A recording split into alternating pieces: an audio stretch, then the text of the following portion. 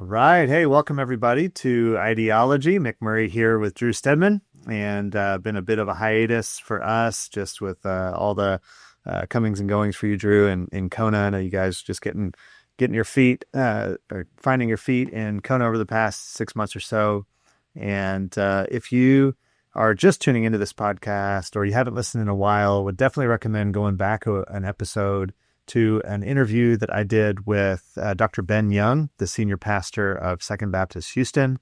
And we had a conversation about doubt that was really uplifting for me. And I've already gotten some good feedback from some of our listeners. So definitely go take a listen to that. Drew, it's good to see your face, though. Hey, before we dive into today's topic, just a little update from Kona. How are things going with you and your family?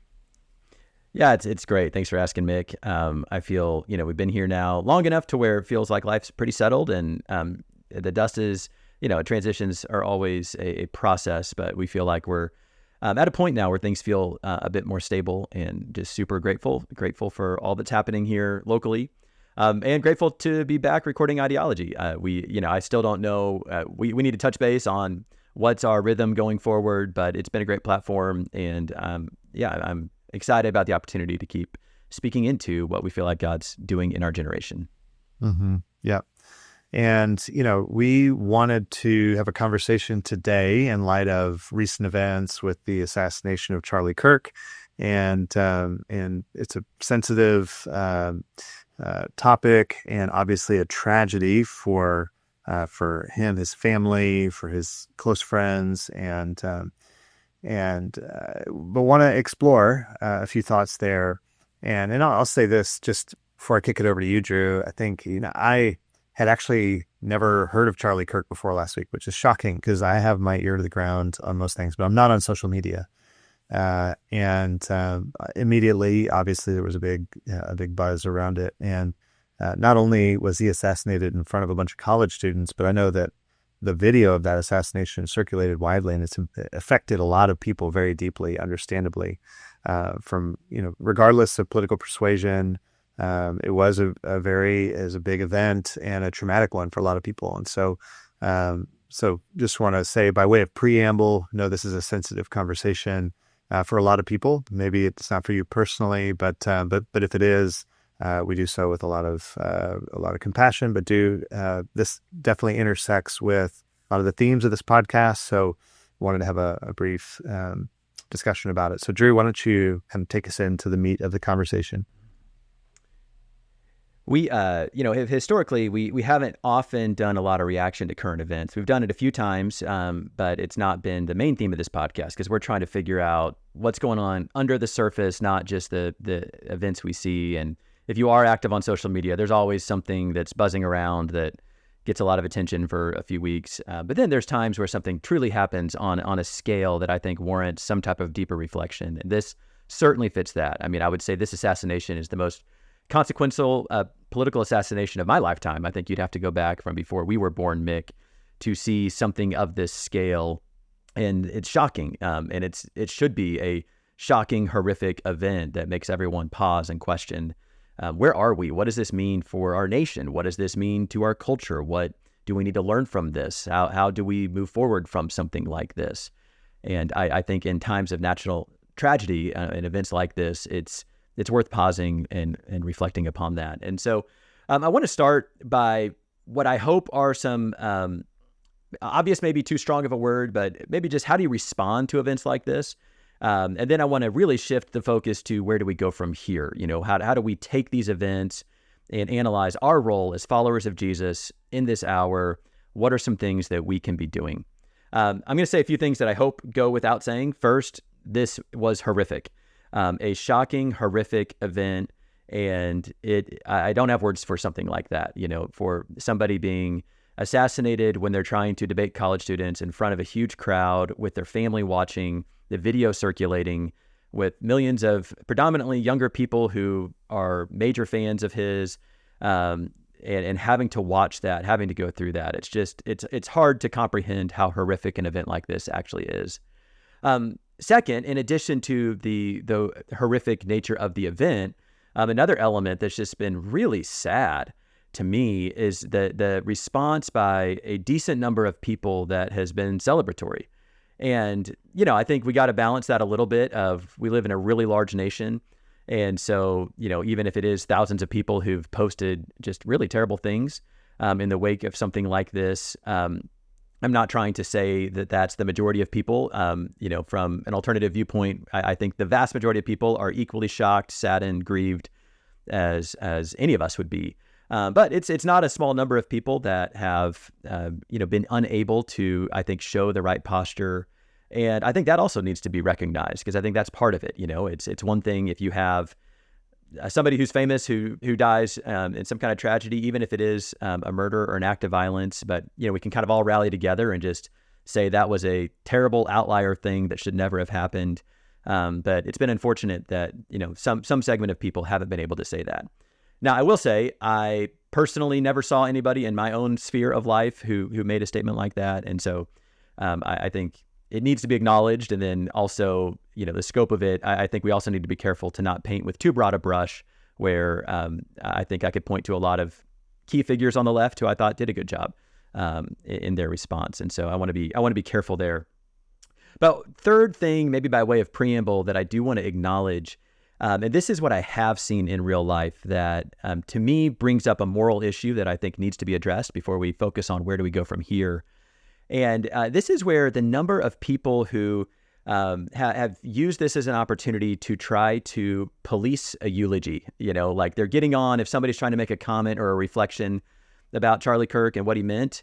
And they felt the need on people's social media posts to bring some kind of correction to that in a time where someone is trying to grieve and acknowledge the death of someone.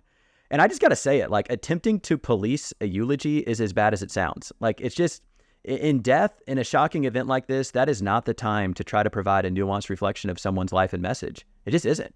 And especially when they've been assassinated by 3,000 people. And I'm not saying that you need to endorse any aspect of Charlie Kirk's message. I don't think, and I think, on the people who maybe are more prone to agreeing with him, you don't need to let righteous anger turn into trying to force everyone to agree with you. That's also not the right way forward. But there's been enough of it, and enough of it that I've seen in real life that I think it needs to be addressed, that in death, and in a shocking death like this, there needs to be an awareness that as a culture, we have to take a step back. We have to give people a chance to grieve, and we don't need people at that moment trying to step up and correct somebody's grief or way that they would address something like that. And to be fair, I'm really glad that in my formative years, I didn't have ready access to social media. And I think this whole event, I would imagine there's going to be a lot of people that are going to have a lot of regret for things they've said, just like I've seen that at multiple other times, issues that affect the left or the right, where it's the temptation in social media to offer an immediate hot take on something that would have been a much better private conversation with some friends, where you could have taken the time to more clearly evaluate a situation. But once you put it out there, it affects a lot of people. And it's just sad to me to see the way that people have addressed this. And I think there is, with this event, where I keep pulling it all back to is I want to use, and in some segments, this isn't fair for everybody, but it's certainly in some situations, a cognitive dissonance of the severity of the event and the way that people want to respond to it. And I say that because it's, in my mind, like, the salient point here is the fact that a major figure politically got assassinated in a public way. That's that shapes everything else related to this conversation. And if Charlie Kirk was still alive, and if he was still debating people, then that's a really fair place for people to offer counterpoints, to offer debates, to kind of get in there and mix it up with the message of what's appropriate, what's inappropriate. And for other people that are on the left or the right and have a message that you want to debate, fair game, debate people's message. But when there is an event of this scale, a shocking act of violence that was and specifically intended to silence someone's voice, that is the story here. And if anybody loses sight of that being the story here, I think we got to do some real reflection and soul searching. And there just isn't nuance when somebody's assassinated. Like, it's not the time to offer the opposing view of someone's legacy.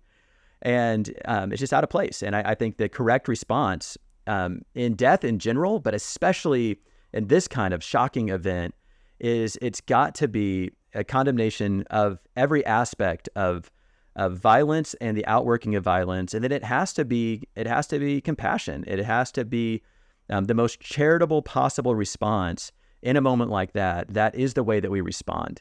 Not trying to settle political scores with someone who's dead. Like, the reality of it is that he is no longer able to debate his own message. He is not able to offer a retort to someone who wants to challenge him.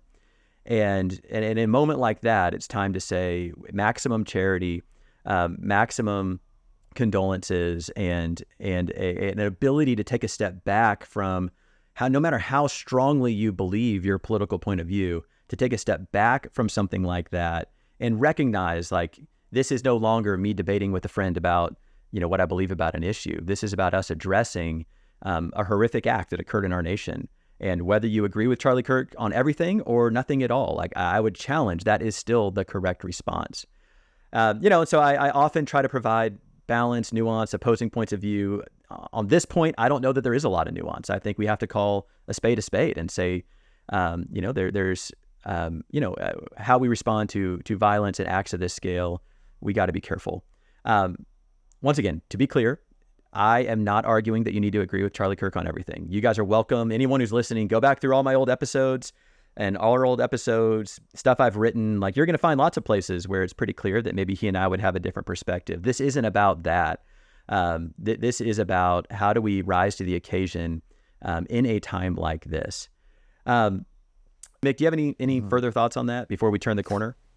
Yeah. I think, what I think I hear you saying, Drew, is there's a human element to this first before an ideological element. And I think it exposes, and I'm with you. I mean, you can go back and listen to our previous episodes. We've done episodes on, critiquing both sides of the aisle and how human power becomes conflated with, our spirituality and so on and so forth. So we have critiqued, political ideologies but I think this exposes, it's a good point of reflection in terms of how we are personally responding to something like this. Am I elevating the political message, the political ideas above the human element of just at face value what's happened, and is my disembodied experience online, my the anonymity that I experience online, where I'm not having to sit face to face with a person, is that the appropriate platform for dialogue? And I think social media has its place. I think it can be used for tremendous good, but in situations like this, the human element has to take precedent over, the ideological components to this, because there'll be time and space, like you said, Drew. There'll be time and space to meaningfully and to reflect on maybe his message and its place in American politics and how that should influence our thinking or not. And, but in the wake of a tragedy, it's not the time or the place. It's just tough in such a politically charged environment, which I think is a whole separate conversation that is, like you said, a litmus test where the soul of the nation is and where our individual souls are. If we're elevating the political dimension of this above the human dimension, I think that's an indictment. Yeah, I do too. And I think I like how you phrased that, Mick. It's the human element, the moral element has to take priority over political tribalism. And I think how you respond in a time like that. And I think if somebody's knee-jerk reaction is to blame the other side, then that's weakness to me. That's not you as a person having moral resolve and character to be able to say what's true and what's right. And I think it's entirely appropriate to offer the most charitable eulogy, condolences, reflections on Charlie Kirk's life. And I would unapologetically do that. It doesn't mean I agree with everything. It just means that's how we respond when people are killed. That's how we respond to tragedies. That's how we respond to people who were very influenced by somebody that are now shocked by the events related to his death. Like, that is the right thing to do in a time like that. And maybe to say it another way, if you do have an issue with his message, like, it's not fair to debate a dead man who can't answer for himself, And that's the point of all of this, is his voice was snuffed out. So he's not able to offer the opposing side anymore. So we can debate people that are living. We can debate the issues that he waded into. But we got to take a step back from all of that and recognize what's happened here. And I think there needs to be moral clarity around that. And then, there'll be a time and a place to get into whatever things we love or hated, or everything in between about the issues of the day. But that has to come under this moral resolve that I want to challenge people to. And I do think that this is a good opportunity for self-reflection, and I would challenge anybody. What are your knee-jerk reactions and why? And parse that out a little bit and use that as an opportunity to see, have I engaged in political tribalism too much? Have I yoked myself to a particular camp too much? And of course, that's as much a challenge to the right as it is to the left. But I just am saying this is a good time to do that, to see, have we lost anything in how we're able to interpret the world around us and the way that we need to respond. And can I just add one thing? Yeah, real quick, please, go for Drew? And it's funny, we're doing this episode without actually having even communicated to each other. So there's an inherent risk in even having this conversation without getting on the same page first. But we've done enough of these that that's like we can roll with it. But I'm curious if you could just weigh in briefly, Drew, because I think there is so that part of the conversation notwithstanding, part of the pastoral work that I've done this past week is I've had some people come to me and they're saying, "Hey, I mourn his death. It was horrific and everything else. But is there space to talk about the fact that the events that an institution chooses to focus on or to highlight over other events could signal to somebody an alignment with that ideology?" In some of the critique that I have heard, that I think is a fair critique, or at least it's fair to have maybe on the back end in a relational context, right? Not in a social media post, but in a relational context. The critique that, the fact that an institution focuses on this particular death and not, say, some other instance, does that signal some kind of political? Is there some kind of political signaling that's going on there? So how would you respond to that? Yeah, it's a complex question. I mean, first of all, there is no shame in anybody having a personal process. And I think what you just described, Mick, are interpersonal conversations with people needing help to process something. That's great. Wherever you're at, honestly, that's always the right thing to do, always healthy. You should not feel any shame for the need to do that with somebody. Where I'm challenging is where people have done that publicly in a way that I think has betrayed getting off track with moral vision. But it's not shameful to do that privately, and it's healthy to do that privately. We all need people that can help us process things through. I'll say from the standpoint of someone who's been in institutions having to make statements like that, it's so complicated to know when and where, at what level warrants a response and what doesn't. And there's a million factors to that. I think the ideal within it would be to have consistency. And so in this case, if there were to be I don't even know how you quantify this, but if a similar event were to happen to, a figure on the political left that's, maybe top 5 most influential people, I absolutely think that there should be an equivalent response to a situation like that. What gets complicated is if you start getting into every issue, every tragedy, everything that happens nationally and what gets amplified in certain places or what doesn't, or globally, no one can respond to all of those things. And so that's where I think everyone should show a lot of compassion on all sides of it. Honestly, you please show compassion to whether it's a church or an institution. I mean, there are some examples of clear right and wrong with this. But I think, again, that the word I keep using is charity. And I think that's the important thing here is it's really difficult to know how to help people through grief, respond, provide moral clarity where needed, honor someone's life and legacy, acknowledge what I think we have to take a step back from this and say, this is a major event. And this is really where I want to go next. I think this is going to be a pretty significant national tipping point event. Things like this historically don't just happen and go away. They make changes. They bring something. They shift national conversations. All that is going to happen from this, for better or for worse. It's going to be the case. And you need to be able to look at that and acknowledge that. And so I've seen a lot of people where I think it's equivalency. They're kind of looking, you didn't say something about that, so why you say something about this?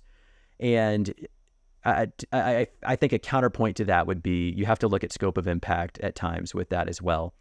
So if you're part of an institution and the only thing you ever do is amplify one side's talking points, so if it's only ever the right's talking points and the figures from the right, then yeah, I think you got to really do a check there and say, why are we unable to ever acknowledge events or tragedies or things that are meaningful to a lot of people on the other side of the aisle?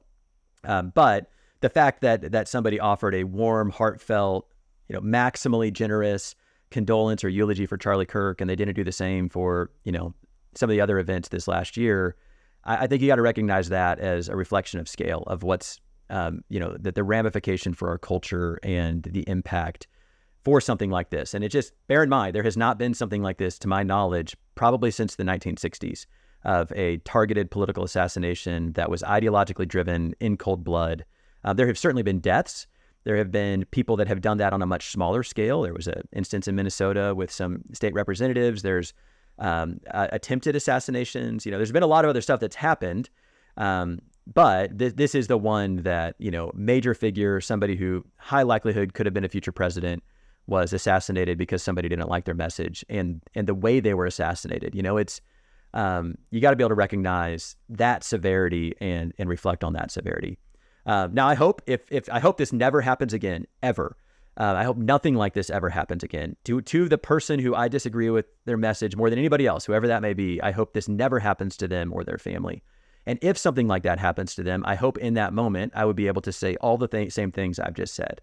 And I hope if I had friends that I felt like were not, were in my spheres of influence, not rising to the occasion, that I could be a moral voice of clarity in that moment. And so, yeah, I think I understand where people want to wrestle it through, but I think my loving challenge would be we gotta acknowledge the scope of impact for this. And yeah, maybe there's some people that have never heard of Charlie Kirk, like you like you said, Mick.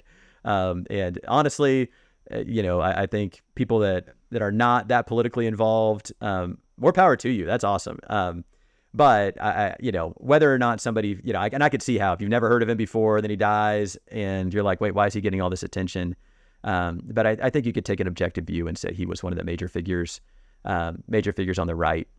I think maybe it was Obama's reflection. Somebody I read was kind of offering a pretty warm reflection. And what they said was when they met him, they thought, okay, he's going to lead the Republican Party someday, kind of certainly going to lead several other major political figures. Were certain he was going to be president someday. So that's the scale of impact that we're talking about with him.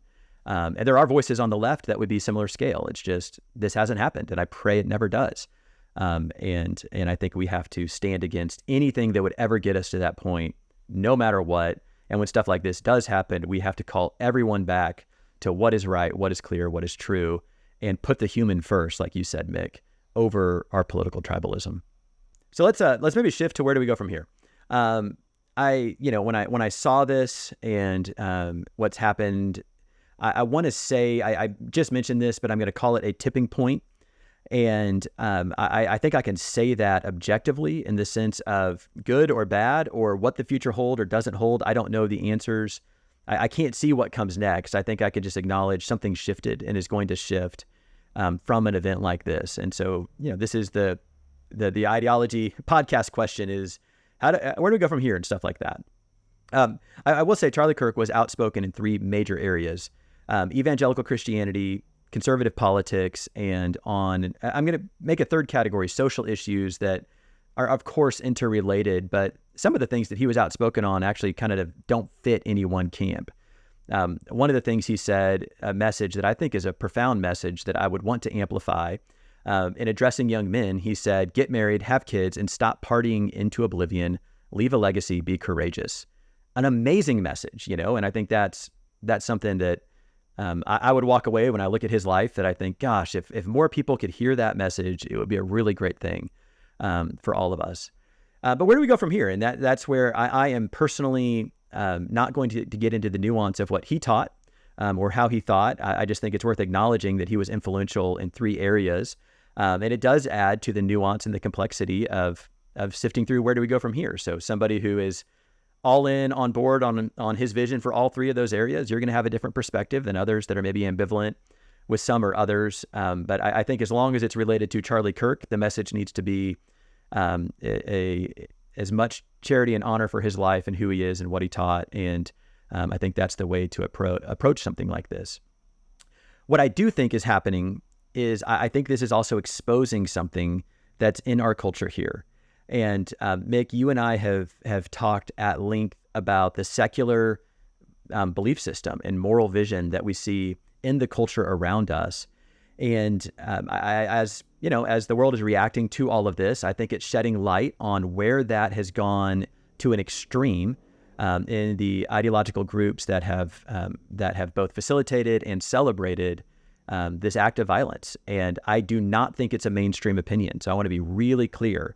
And I think it's profoundly unfair to go to somebody who has different politics than you and try to put them in the same camp as somebody who would, commit a murder like this. And I really feel like if you're out there and you're left leaning, like, man, you're in a tight spot. And I have a lot of grace for you of knowing how to navigate something like this when there's a lot of righteous anger, but also, you're getting thrown into a camp that is not who you are, not what you believe. And probably the majority of people who are out there that believe like you do all agree. And I feel for you. I just want to let you know that I acknowledge you, that's out there. But I think also when it comes to his death and the events that led up to it, and I think what's going to be the reaction on a cultural level is it is shining a light, not on the political side of this. I'm not at all talking to politics. I'm talking about the belief system of secularism. And what I see is an extreme endpoint that's reflected in his killer. As best I can tell, it was driven by transgender, somebody that was their passion, and a man that was dating another man who was, self-identified as transgender as a woman. And it was in the events related to that. Obviously, somebody who does something like this, there's always going to be mental illness or other factors that contribute to this beyond just their political thought system. But it does shine a light. And I think what's happening here is it's saying, I think for a lot of people, what are the things in our culture? What are the messages that are being believed? And, is it the moral relativism, do whatever you want, and where that can lead to, which is nihilism. And I think this is an extreme example of it. But when you have an extreme example, it also serves as a wake-up call, because you're looking way down the road and saying, is that really the road that we want to walk down? I think there are other ways, and the majority way of being secular does not lead there. And so, I think that's totally fine. I definitely don't think that being politically liberal leads there. I don't think it does. But I do think that there is a strand of messaging in our culture, and what I would consider to be kind of an extreme element of the secular vision that does lead there. Ultimately, if you're not careful, the logic of it leads there. If I am my own God, if morals are all relative, if my purpose in life is to do whatever I want so that I can feel good about myself, and if any kind of external system is an attempt to suppress who I am, and ultimately, if people who teach me otherwise those are actually literal acts of violence, like you add all that up together and you actually build an ideological case for where this person is going. And so maybe to say all this another way, I think what's going to happen in an event like this is there's going to be a lot of people taking a step back and saying, what do I actually believe? What legacy do I really want?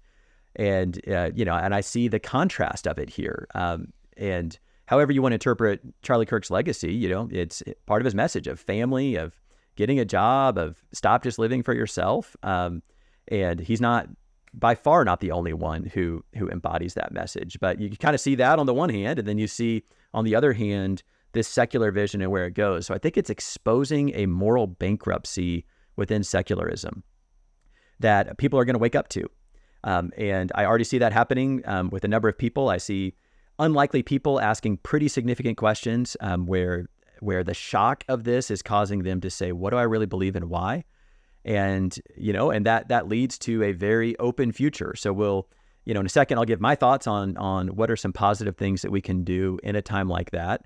But I want to start by just providing maybe a little analysis, at least, of what I see. And I think it's going to be a crisis moment for people that are deeply entrenched in a secular belief system.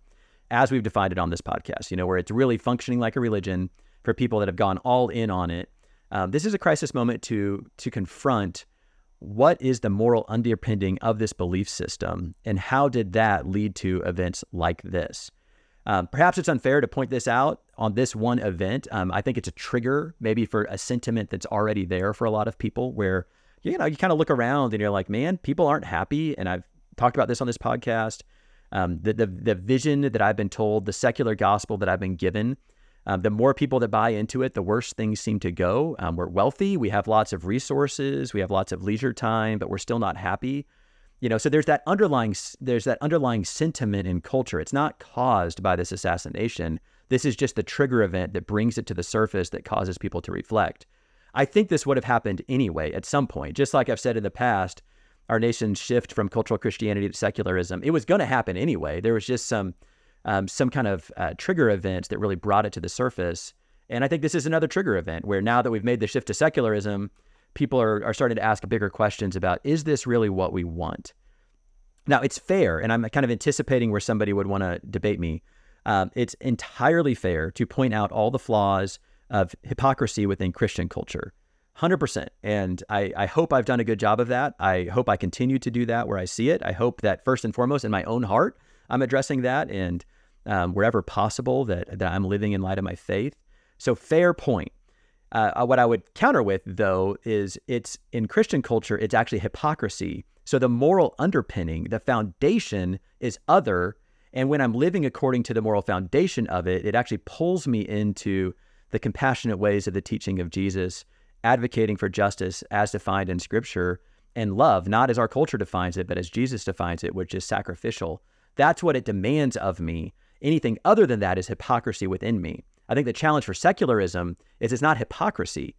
You could make an argument that it's the logical end working of what actually is taught. That's very different, because we're not talking about people that are hypocrites. We're talking about people who embraced the ideology, and this is where it led them. And that's the reflection that needs to happen. What do I actually believe? And what does my belief system lead me to? What type of behaviors? How does that get reflected in a society, in a family? That's the reflection I would love to see people do in a moment like this, to ask the question. Now, maybe there's somebody that's going to come along. I've been very vocally critical about secularism as a belief system because I think it's untethered. I think it's based on a lot of, just conflicting epistemology and relativism. Somebody could come along. This would be a great opportunity for you if you're secular to say, we got to rebuild some of our foundations. But point in time today, there's a lot of really messy things under the surface. And I think an event like this is a triggering event that is going to bring those messy things up. It's going to provide a mirror to people that they are forced to look into and ask those questions. And that's what I'm seeing, and I think is going to start happening around us. Yeah, I don't have much to add there, other than yes and amen. Again, this is ad nauseum on this podcast. So if you're just now tuning in, you can go back and any season, this is kind of the main thread is pulling back from the political debate. And some of this can map on to political ideologies, but really these are kind of baseline assumptions about what does it mean to be human? Is there a God? And if so, what's he like? How do we know something to be true? What is real? I mean, these are all just the base kind of, I've been using the analogy of like an operating system, right? I don't know how to program. So, an iPhone runs on the iOS operating system. I just know it works. It's there. It's like under the surface, and all of us have that operating system. So I'm with you. I hope this kind of, it's sad that it would take this level of a shocking event to force the reflection of like what operating system is at work under the surface in me, my baseline beliefs about what it means to be human, what it means to live a good life. And we like to think in black and white, but really the majority of people live this kind of syncretistic, blended. I am endeavoring to be a disciple of Jesus and to think about the world from his point of view, but I have been dramatically shaped by the water that I swim in. And so I'm trying to vigilantly conform and align to Jesus and his ways. And I hope this is an opportunity for people to come to grips with that and to do some deep reflection on what story am I living according to? And this fans out into every area of life, not just politically, but I'm a businessman. So am I operating within my business according to which narrative? The secular narrative or the materialistic narrative or a biblical narrative? And that has massive implications for how we live. So full agreement.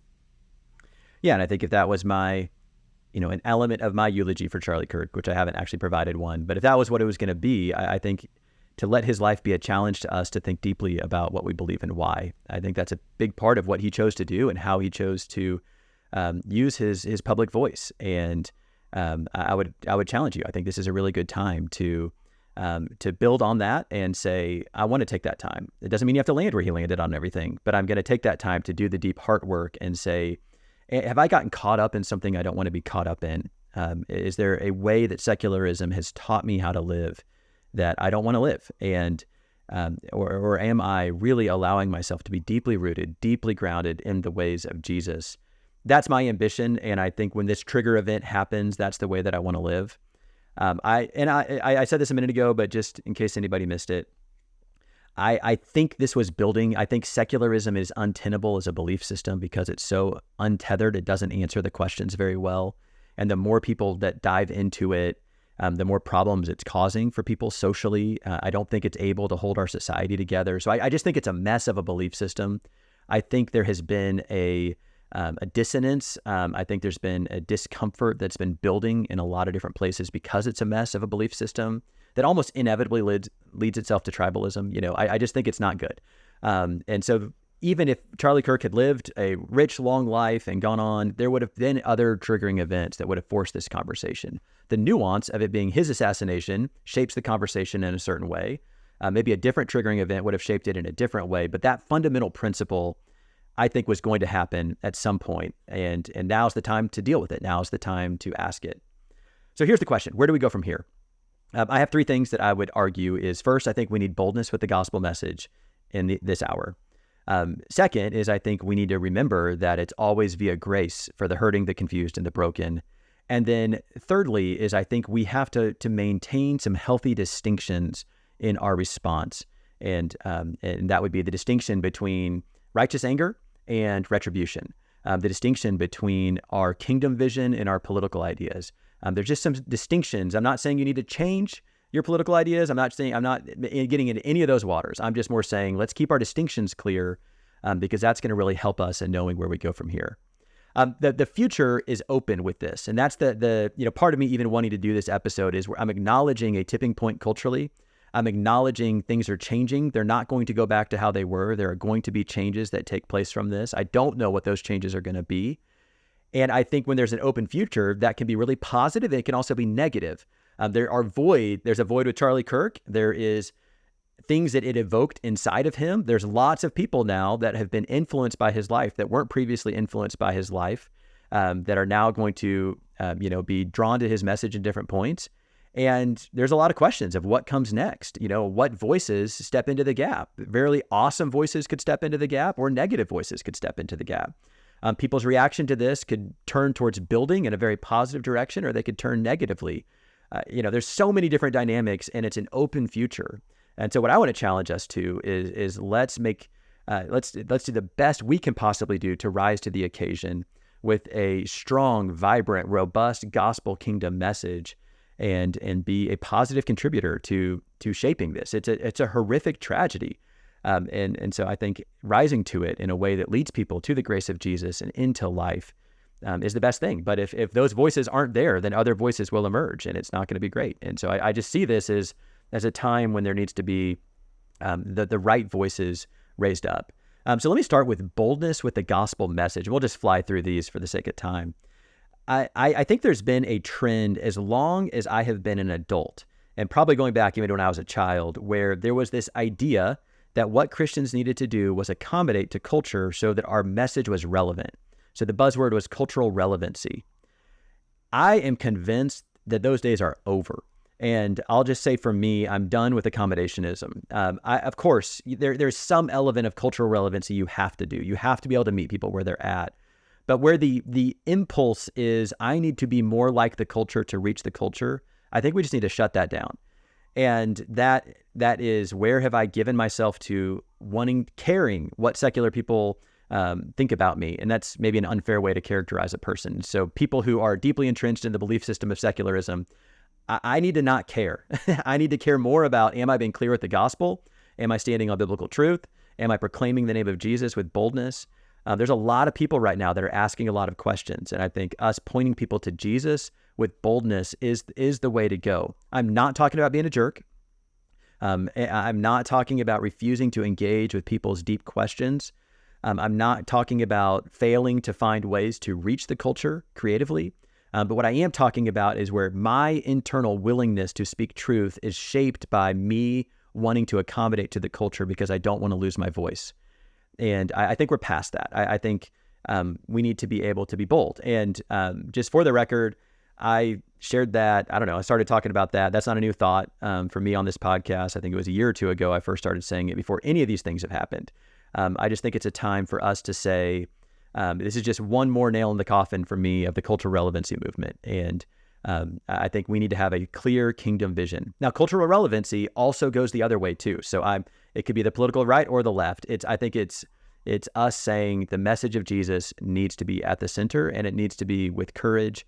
And we just need to not care about how that's perceived. I think the church is at its best when it's willing to preach the gospel, no matter what, to whomever, and when it's willing to stand for what is right and what is true, even if it means that, we have people not like us. I think we are at a point in our time in history where we've got to be willing to do that. I agree. And the clarity, and again, this is apolitical. This is, the gospel reaches into every political camp and speaks to both the individual responsibility that's emphasized in conservatism, to the corporate responsibility that's emphasized in liberalism, and again, setting aside the underlying assumptions, the gospel speaks to all of it. So clarity in this hour is critical. Yeah, and I think as part of that clarity, my second point is grace. We need to show grace. I'm not talking about acquiescing. I'm not talking about backing off of truth. I'm talking about in our posture towards people, it needs to be arms open, grace, and willing to help people ask questions. I just feel right now there's a lot of people that this is shaken them in a really deep way, and there's an openness to asking questions. I think there's some people that were not political nor religious, but just the events of this is causing them to be like, man, what do I believe? I think there's some people that are political, but they weren't religious. And so, this is causing them to ask faith questions. And I think there's people that, would maybe be, and maybe have deconstructed or walked away from the Lord. And they're having to come to grips now with, maybe where they left the faith is because they saw some of the negative things in the Christian faith and it caused them to walk away. And now they're seeing, oh, secularism's not that great. And they're watching what happened. They're watching maybe reactions of some of their friends to what happened. And I think there's going to be some people that are going to deconstruct their deconstruction because of this. And I think we have to be careful that we need to have arms of grace. And something that I have remembered, I forget where I got this, but it's helpful for me, is the people who give hope are the ones whose message endures in the end. And it's really easy to try to settle political scores with people. That's the cheap route, and I think the better route is to say, I want to provide the most constructive, positive, hope-filled vision for the future. And I want to have the easiest on-ramps for people into that road. Another way of saying that is for maybe people who've walked away, I want to make the road back home smooth. I don't want to, this is not the time. This is not the time to make things about winning arguments over petty things. And that's the human scale of something like this. This is the time to say the gospel message is a message of grace. And we're going to call anyone who's willing, no matter where you came from, to a message of hope. And so there's a place for critique. And I think critique is helpful. I think there's a place to in the right sense of the word, challenge or even condemn things that are unhealthy and sinful. And hopefully I've done that already today. But I think our overall posture needs to be calling people back to center, back to Jesus, back to hope, back to life, and as many people as possible, helping them find that road. And I hope that voice is the strongest voice that emerges out of this season. And I want to do my part with that. I want to be unapologetically about the gospel, with arms open, with a message of hope and a positive kingdom-filled vision of what could be, so that wherever we've lost our way, that's what draws everybody back in. Nothing bad there. Amen. Well, let's get to the last thought here. And this is maybe the more nuanced part of this is I do think we need to be careful to know how to rightly differentiate between a few things that are going to shape response. And maybe this is talking to people who are more, you're a diehard Charlie Kirk fan, you're devastated. How do you respond to something like this? First of all, I think we need to maintain the distinction between kingdom and politics. I'm not saying with that you shouldn't be political. I think it's totally fair for people who, and I'm grateful, like if you're a godly man or woman and you have grace to get involved in politics and you do it as best you're able in the way of Jesus, man, more power to you. Thank you. I'm not trying to tell people don't be politically engaged, but I am trying to say that the gospel message must transcend our politics. And it's fine if you feel calling and, you want to engage in political issues and kingdom issues. I'm not saying don't do that. I'm just saying we got to keep those separate as two separate categories, because what's going to happen is right now, maybe things swung left. Now they're swinging right. They're going to swing back left at some point. Like that's just how this goes. And what we need to be able to do is keep the gospel above it. And the gospel needs to be the thing that corrects it, and that we always call people back to. And then from that place, as you have grace or calling, feel free to engage politics. I'm personally pretty apolitical. It's not been my thing, and it's not been where I felt like the Lord's called me to use my voice. But, it's a necessary part of life, and I have people I deeply respect who that's their calling, and thank you. But I just would challenge us, like, let's keep those distinctions, even if you feel like you're supposed to be involved in both spheres. I think that's an important part of this time for us on a cultural level. Second is we got to be careful here between righteous anger and retribution. And it's right and fair to be shocked. Anger is not always a bad emotion. I think there's things that should make us angry. And I think the assassination of a major political figure should make you angry. And if it didn't make you angry, that's probably not a great sign. But what you do with your anger is important. How do we respond in our anger to something like that? And what's never the right response is retribution. So sometimes there are demands of justice. There are changes that do need to be made. There are people that do need to be called out and corrected. There are consequences. That's all part of it. But where that turns into a tribal spirit, retribution, us versus them, where I'm using something like this to turn people that I don't agree with into the bad other, and I'm going to try to punish them, that's not right. And we need to stay away from that. We need to not let that creep in the back door in a time like this. And so there's, I think the challenge with a shocking event is there's so many conflicting emotions and things that come up, and legitimate emotions of things that come up. But then what we do with them, and especially as the dust settles, as things cool down, what road do we walk down? And I think it'd be really sad if somebody's road turned into, I'm just going to totally focus on attacking and retribution, rather than saying there's a moment for righteous anger to bring correction, but always leading us back to the gospel and a message of grace, rather than the anger of tribalism. I just think let's be above that, and let's stay above that, because it's not going to be healthy. And and I'll just say this, like I don't typically make a lot of political statements, but on a very pragmatic level, whatever side you're on, right or left, whatever you do today, the other side's going to do tomorrow. And the only way that cycle gets broken is if somebody rises up and is bigger than that. And so don't descend to that level. Don't do things that, you would be outraged if the other side did next week. You shouldn't do them today. You need to be above that. You need to be a voice for it. And I think that's something where even if you feel, maybe you're on the right and you feel like people on the left did all kinds of terrible things, that doesn't mean you need to, be bigger than that.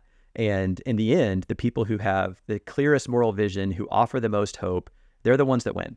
And so I just think we got to be careful to not turn, a shocking event like this into something where we suddenly fall under the wrong spirit. And that would be especially if you're, kind of more in the fan of Charlie Kirk and have been deeply impacted by him. But I think that principle applies no matter who you are. We've got to be able to rise above stuff like that. So righteous anger is fair. It's a good emotion, but retribution's not.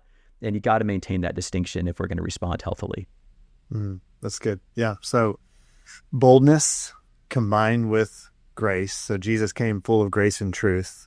So I think that's the call to the church in this hour, to be both, to do the hard heart work with the Lord of processing anger, grief, and so on, to be able to turn around with charity, you use that word a lot, without compromising biblical truth. And I want to reemphasize that last point, just the need to maintain distinction this is a good and evil conversation, not a right and left conversation, but the distinction of kingdom and then my specific political ideologies.